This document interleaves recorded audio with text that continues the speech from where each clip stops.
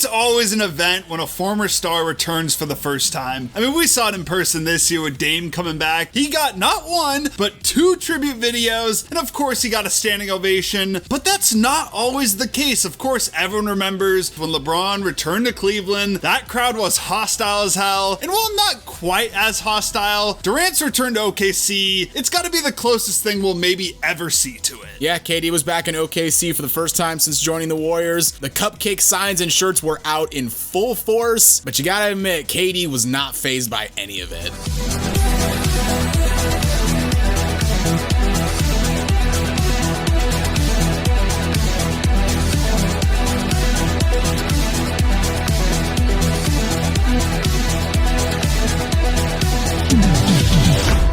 Before we talk about Durant's return to OKC, please give the video a like, subscribe to the channel, and hit the notification bell so you never miss out on any new videos. So to fully understand the hate for Kevin Durant going into this game, let's recap the 2016 playoffs just real quick. We already have videos on this team if you want to check them out. Warriors, of course, won 73 games, set the record for the best season ever. San Antonio Spurs got the 2nd seed. They won 67 games most years. That's the best team in the league. And then the Thunder also won 55 games. That got them the 3rd seed. Some years that'll get you the 1st seed, but the West was just insanely top heavy this year. Tale as old as time, being a Western Conference team sucks. Always will, always has, just how it is. Same thing again this year. Yeah. Thunder would take care of business in round 1. They beat the Mavericks in 5. This set them up with the Spurs in the 2nd round, and kind of surprisingly, they took out the Spurs in 6. KD completely outplayed Kawhi, and this set up a Western Conference Finals matchup of the Warriors versus the Thunder.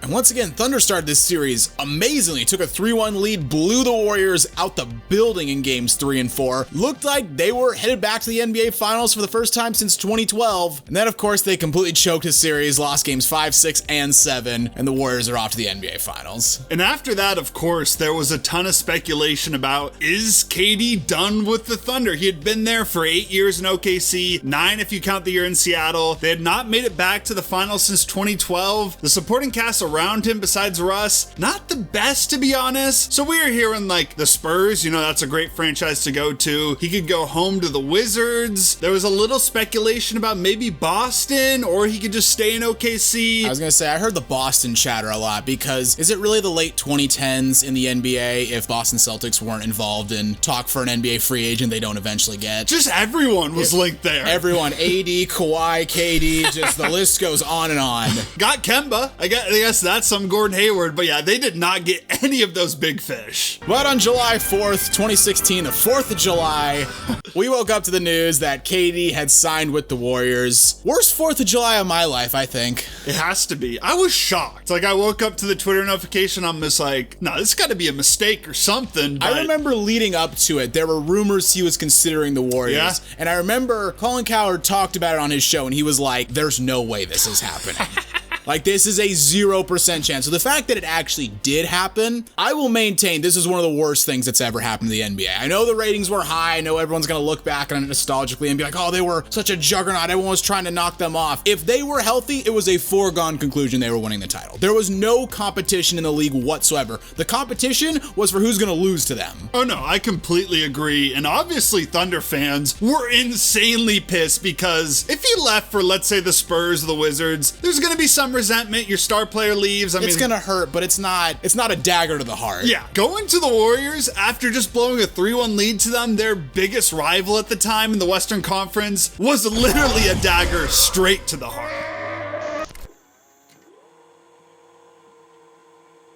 And when the NBA announced their schedule for the 2016-2017 season, everyone, of course, was looking out for when's KD return to OKC. They scheduled it for February 11th. Honestly, I don't get that decision. They already had gone to play the Warriors twice in the Bay before then. It's late in the season. Like, why not make it early and really capitalize off of this? Yeah, it's right around the trade deadline, right around the All-Star break. And a lot of the big matchups, like you said, the Warriors could have played. Like, they had already played the Cavs on Christmas, Warriors twice in the Bay. Wasn't LeBron's first game back in Cleveland? Like, it was like in their first 10 games of the year or something. It was really early on. It was December 2nd. It was really early. Yeah, make it happen early, and there would have been even more hate, but OKC still brought it. Like, I don't want to downplay it. The whole cupcake thing was kind of like the theme they went for, I guess. We both understood it on a surface level, like, at the time, just like, cupcake, that's kind of calling someone soft, you know? He's soft. But apparently the, like, origin behind this is when Kendrick Perkins used to play with them, the three of them, whenever a teammate was, like, you know, being soft or whatever, they'd call him a cupcake. Like, yeah, he's a cupcake. Or there's even a tweet where Katie is like, you're being a cupcake, blocked. He tweeted at him. So that's kind of the origin behind it. But they went all out with the theme. There were shirts. There was that guy who painted the cupcake on his stomach. There were signs. They had a cupcake chant. There was the person like dressed up as a cupcake. They went all out for this cupcake theme. So Thunder fans in the comments, I need to know because we're not exactly sure. Did the organization like put this out ahead of time somehow that this is what they were gonna do? Or was like this a completely fan-led thing?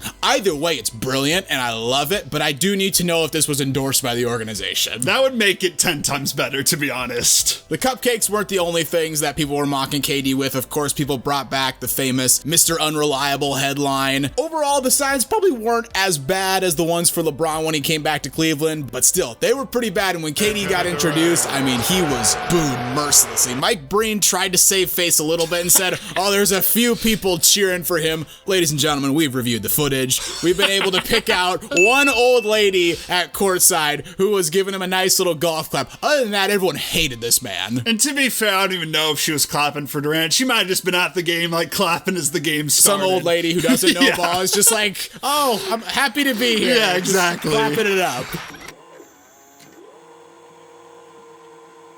Now on to the actual game. The Thunder had a decent start. Steven Adams opened up scoring with a little running hook shot. Durant, though, would immediately respond, coming off a screen and get his first bucket of the game. But the Thunder, they kept a 7-point lead early on. Russ found Steven Adams for a floater. This gave him a 15-8 lead. The Warriors, though, chipped away at the lead, and they would eventually take the lead when Steph found Iggy for a transition three with a minute 23 left in the first quarter, and the Thunder would never get the lead back.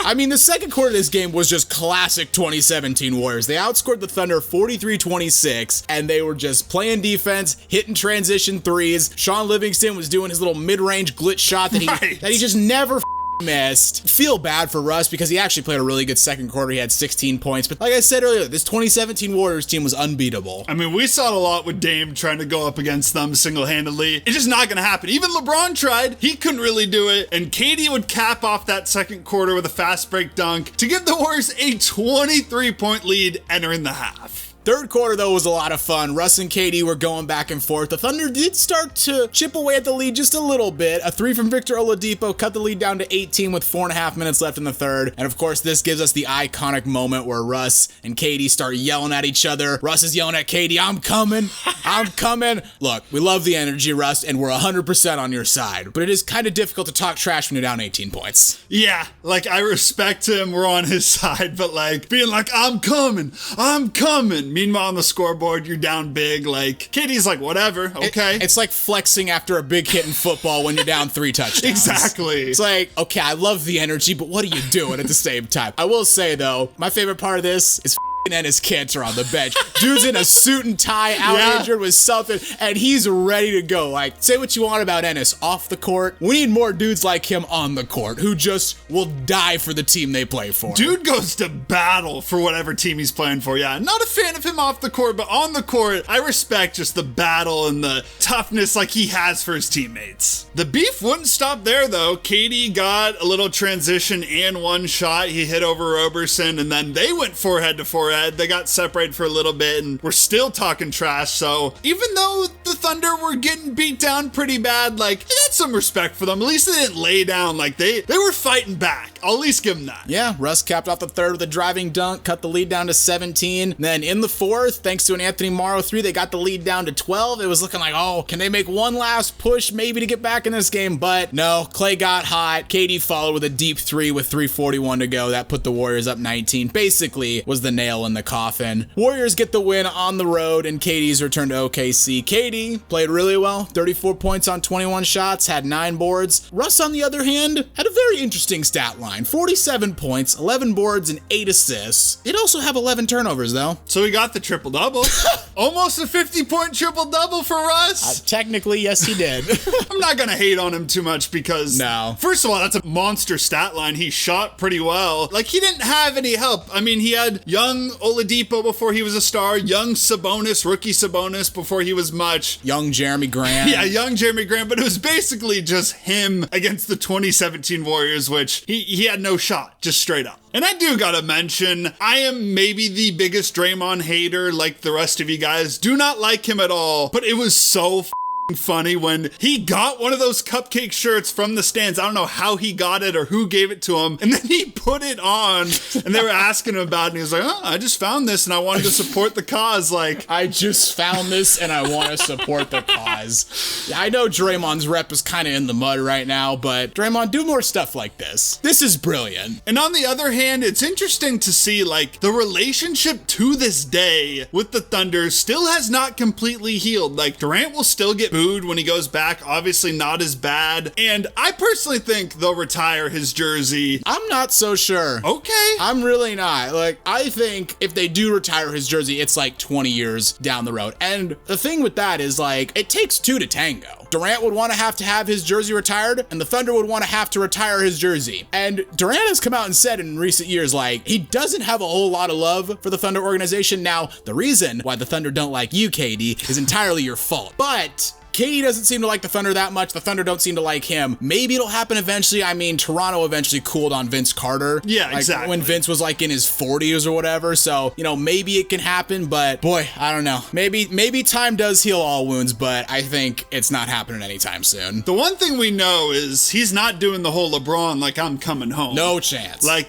that would have already happened by now. The Thunder, I think, are just way too established to even really want him or to make that an option. But I will say, what I'd love to see, as long as he's still in the league, a couple years from now, it sounds like the Supersonics are coming back. Ooh. Imagine, like, last couple years of his career, I think Katie said he's wanted to play there. He goes to the Supersonics. Maybe they can add some other guys as well. And the Supersonics with KD versus, like, OKC with Chet and Shea.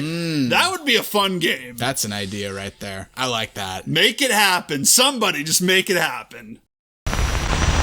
So what do you guys think? Are we going to see another hostile return game anytime soon? Let us know in the comments below. If you enjoyed the video, please consider giving it a like. And hey, while you're here, check out some of our other content as well. And don't forget to subscribe to Synthetic Sports.